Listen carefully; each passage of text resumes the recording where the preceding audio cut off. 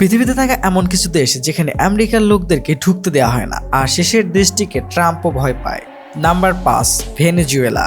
এই দেশের গভর্নমেন্ট সবসময় আমেরিকার বিপক্ষ নিয়ে দাঁড়িয়েছিলেন, যার কারণে এই দেশের অ্যাম্বাসি ইউএসএ নেই, আর এই কারণে আমেরিকা দেশকে তারা অ্যাকসেপ্ট করে না। নাম্বার 4, এরিট্রিয়া। এখানে যাওয়ার জন্য আমেরিকান নাগরিকদের স্পেশাল পারমিশন নিতে হয় গভর্নমেন্ট থেকে, আর পারমিশন পাওয়ার সম্ভাবনা নেই বললেই চলে। যদিও পারমিশন পেয়ে যায়, তাহলে সে যদি বিপদে পড়ে তাকে কেউ সাহায্য করতে আসবে না। Number 3, Cuba.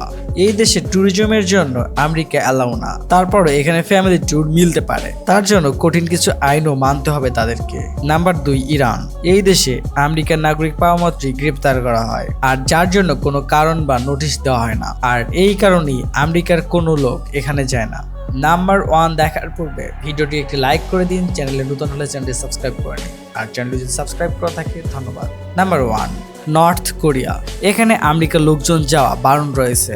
আমেরিকার লোকজনের জন্য এখানে কোনো ট্যুরিজম অ্যালাউ না, তারপরে কিছু রেয়ার এবং স্পেশাল গেস্ট হিসাবে পারমিশন মিলতে পারে, কিন্তু বাসায় ফিরে যাবে কিনা সেটার কোনো গ্যারান্টি থাকবে না।